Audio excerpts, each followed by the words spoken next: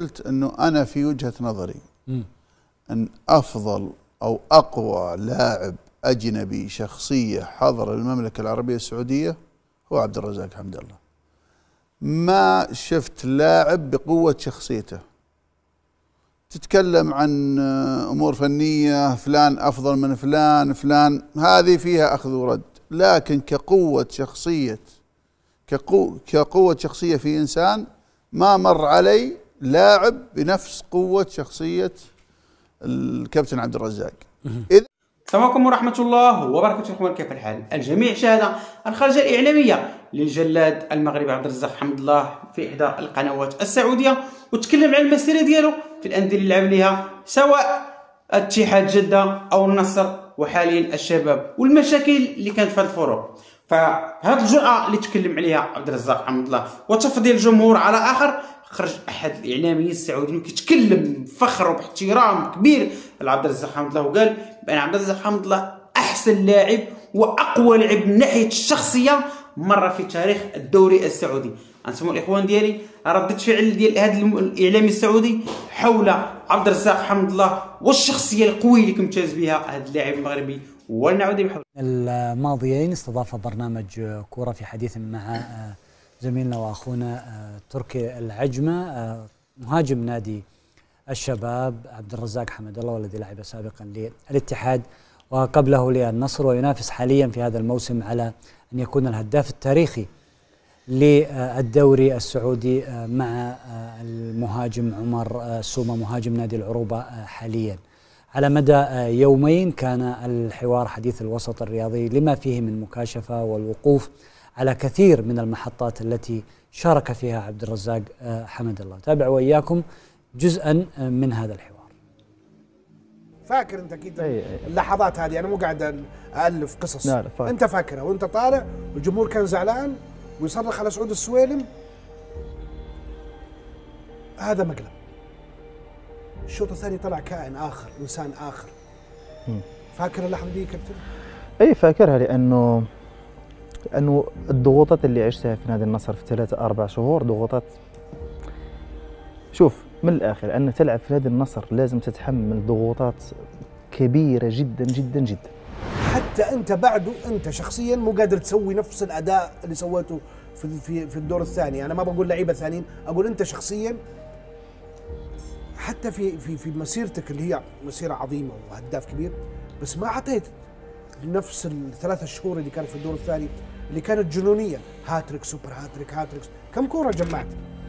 مليان البيت في هذيك الفتره.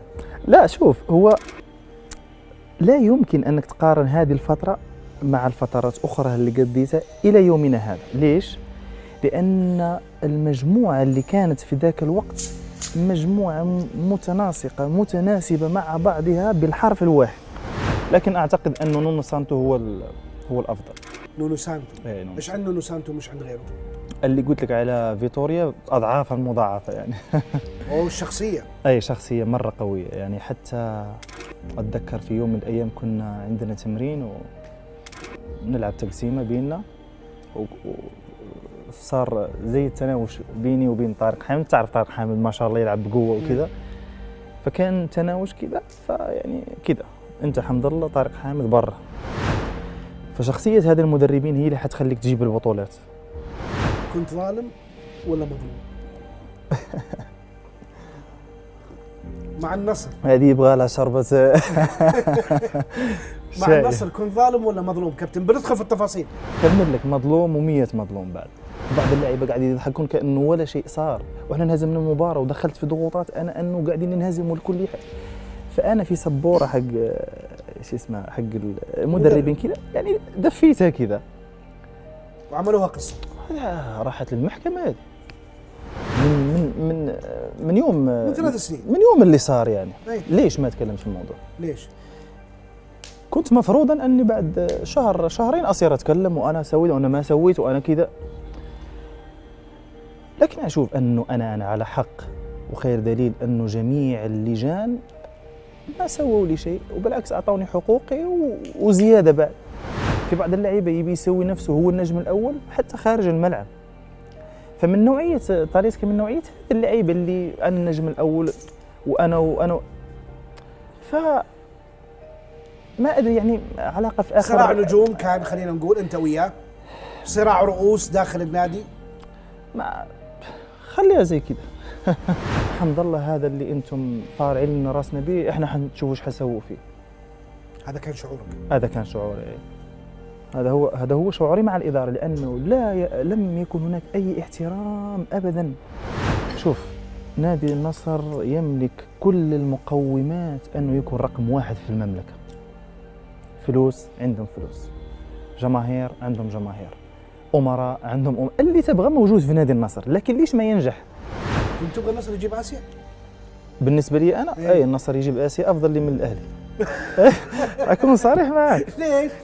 النصر لعبت فيه، الاهلي ما لعبت فيه، وبالعكس كل اللي صار مع النصر تعرف انه احيانا ابوك يزعل عليك ولكن في محبه، ما احترموني فانا ما لازمش احترمهم، وراح اسوي هذا الشيء مرارا وتكرارا ما دام انا هنا.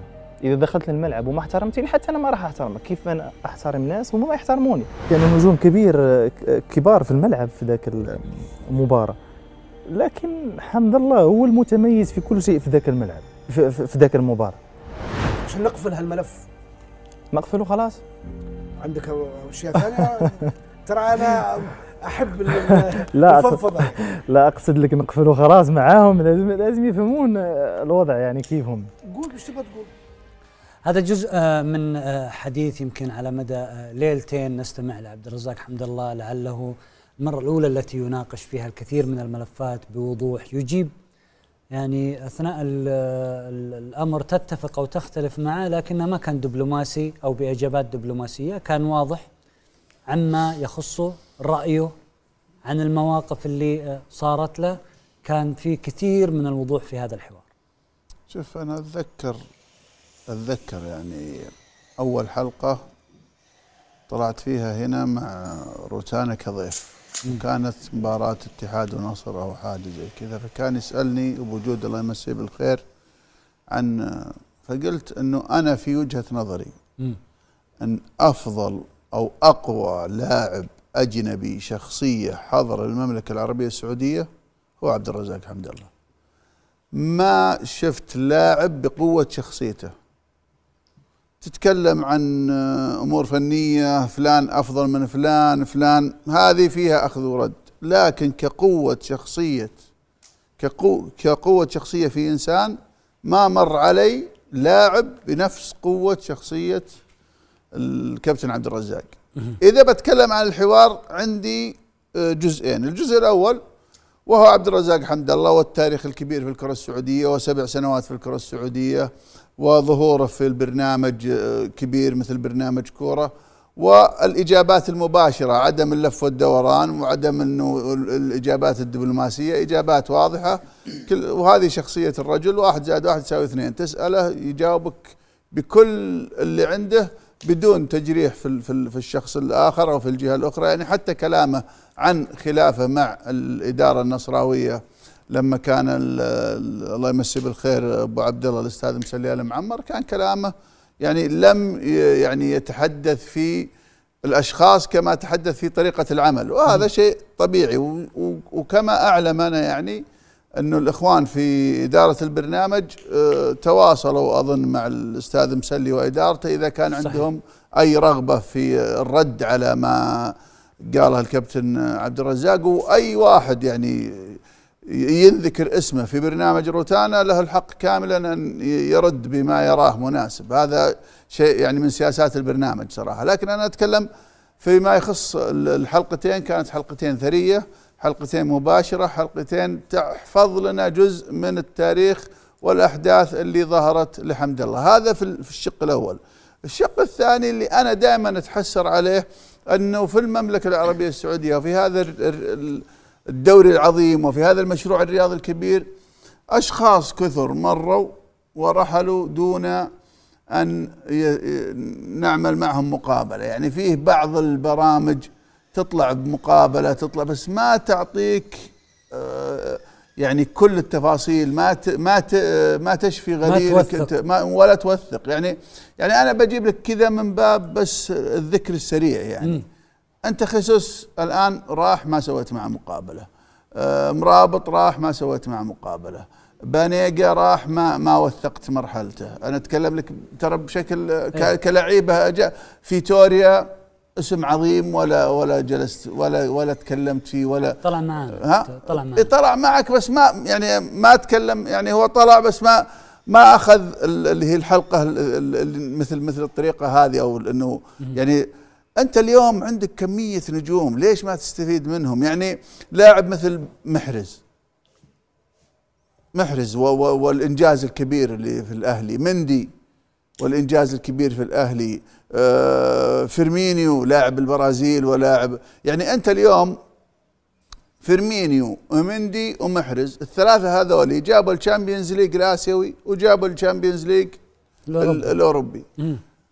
ممكن ان تكون ربط لحلقه ثريه عن تاريخ هذولي. لما تتكلم عن نونو سانتو، لما تتكلم عن مدربين كثار مروا في المرحله هذه ولا طلع معهم اي برنامج حواري، هذا تشكر يعني مثل روتانا او الزملاء في البرامج الاخرى، ولكن يجب ان يكون مشروع يخرج من صاحب المشروع نفسه، توجيه من صاحب المشروع نفسه ان توثق هذه التجربه من خلال الناس اللي اشتغلوا فيها. يعني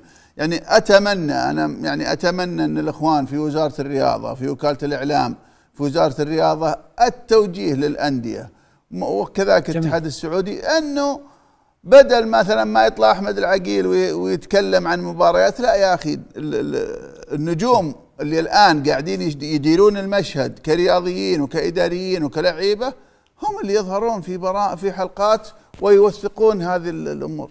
جميل. ابو عبد الله، عبد الرزاق تحدث عن التجارب الثلاث، اي منهما كشف فيها تفاصيل اكثر؟ والله كان جدا صريح، وطبعا أول شيء اللقاء هذا كان سبق صحفي مميز من قناة مميزة ومن برنامج رائد، وأبو جود كان في الموعد ما شاء الله تبارك الله. طلع يعني لما تقول كلمة حمد الله أنت مع لاعب دخل في محطات كثيرة، مواقف كثيرة، منعطفات كثيرة في مسيرته، ثرية داخل الملعب، ثرية حتى خارج الملعب، واستطاع صراحة أبدع أبو جود في أنه يعطينا يعني يشبع فضولنا في كل المحطات اللي حتى أنا توقعت أنه يتكلم أقل ما يمكن أمام على محطته الأخيرة الحالية السارية مع الشباب، لكنه فعلا تكلم بما يهم المشجع الشبابي، تكلم بما يهم اللاعب الشبابي والجمهور والمدرج.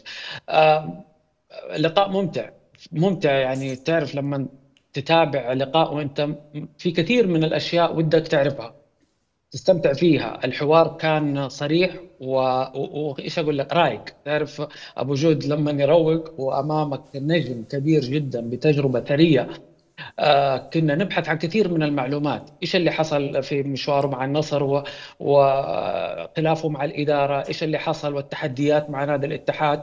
كان جدا صريح، ويعني وبرضه قال وجهة نظره على الإدارات، قال وجهة نظره في الأندية، في المدرج، طريقة تفكير لاعب نجم بهذا الشكل، الضغوطات اللي موجودة في دورينا وكيف إنها حمل كبير جدا أقوى من أي تنافس خارجي، أي دوري خارجي. لما يجيك النجم بهذا يعني الاستقرار، الثبات النفسي الانفعالي، ويقول لك الضغوطات ما حد يقدر يتحملها في الدوري السعودي، هذه معلومة جدا رائعة. اللقاء كان على الموعد، سبق صحفي كبير جدا. حمد الله أبدع داخل الملعب والآن خارج الملعب. تلاحظ حتى حمد الله مهتم جدا بالمحاور، مهتم جدا بالتفاصيل، مهتم كان لما تشوف لقائه مهتم انه يعطي كل فترة مع نادي حقها الكامل. يحتاج ان الجمهور يفهم الشبابي، النصراوي، الاتحادي، وهذا شيء نادر جدا مع هذه المسيرة الثرية جدا. اللقاء كان فعلا من النوادر الجميلة في الإعلام السعودي. كابتن وليد، بسألك في الجوانب الفنية في هذا اللقاء تحديدا، حينما يقول نونو سانتو هو المدرب الأقرب أو الأفضل اللي تدربت على يده في المملكة العربية السعودية، يتحدث بأنه سينافس على لقب الهداف التاريخي وسيلتقي بمحبيه وجماهيره حينما يحقق هذا اللقب في تحدي داخلي مع النفس. اللاعب لما يذكر مدرب اكيد في علاقه، مو بس انه يعني اشراكه كاساسي، هو خاصه علاقه المدرب ما تنجح الا لما تكون خارج المستطيل الاخضر، لان هناك اذا في كل اسبوع مباراه ولكن في 6 ايام تمرين، هنا علاقه المدرب مع اللاعب. لما يذكر نونو سانتو اكيد علاقته كبيره جدا خارج الملعب. كذلك انه يكون هداف تاريخي، نعم هو هداف صراحه يعني من اللاعبين في اي نادي. لما كان في النصر هداف تاريخي، بالاتحاد يعني قاعد يسجل اهداف كبيره. الان مع الشباب وانا عند يعني باعتقادي عنده فرصه كبيره انه يكون هو هداف التاريخي في دوري المحترفين. كذلك في لقاء صراحه يعني نفس اللقاء لما يتكلم عن ميسي وبنزيما وكريستيانو رونالدو، وهو مو شايف نفسه لانه يثق في قدراته، واللاعب هذا عنده قدرات كبيره جدا. انا اعتقد بوجود يعني الله يعطيه العافيه ما هي غريبه على وجود لو المتحفظ، لو انسان متحفظ بوجود يطلع المستخبي. عموما ستستمر هذه السلسله، فقط اود ان اوضح حاجتين اللي قلتها يا ابو عبد العزيز. ليش اللاعبين؟ المشكله ان لقاءاتهم مع قنواتهم، واحد منهم مثلا بيرغوين الحبيب الاتحادي لابو عبد الله، قاعد تشوف معه لقاء يقول له ورنا بيتكم، فقاعد يمشي في الكاميرا يوريهم البيت وين ساكن والاسره والعائله. جميل مثل هذا اللقاء، لكنه لا يوثق مرحله زي ما قلت انت. الثانيه فيما يخص الاستاذ مسلي المعمر رئيس السابق لنادي النصر، سبق ان طبعا تم التواصل معه للحديث عن تجربته في نادي النصر بما فيها المشكله مع عبد الرزاق حمد الله، ولا يزال المجال متاح ايضا لابو عبد الله اذا ما رغب الرد على ما ورد في هذا الحوار. اكيد برنامج كوره دائما يستمع لكل من يرغب في كما شفتوا اخوان ان تكلموا بكل فخر وبكل احترام وتقدير على الجوليادور او الجلاد الساطي عبد الرزاق حمد الله، الذي دائما اي فريق مشالو الا وكيخلي البصمه ديالو التهديفيه.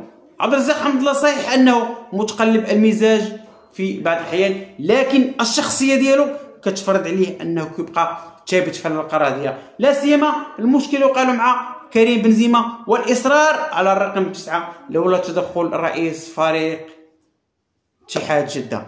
كنتمنى اخواني نكون طولت لكم وان الفيديو يكون نال الاعجاب ديالكم، والسلام عليكم ورحمه الله وبركاته.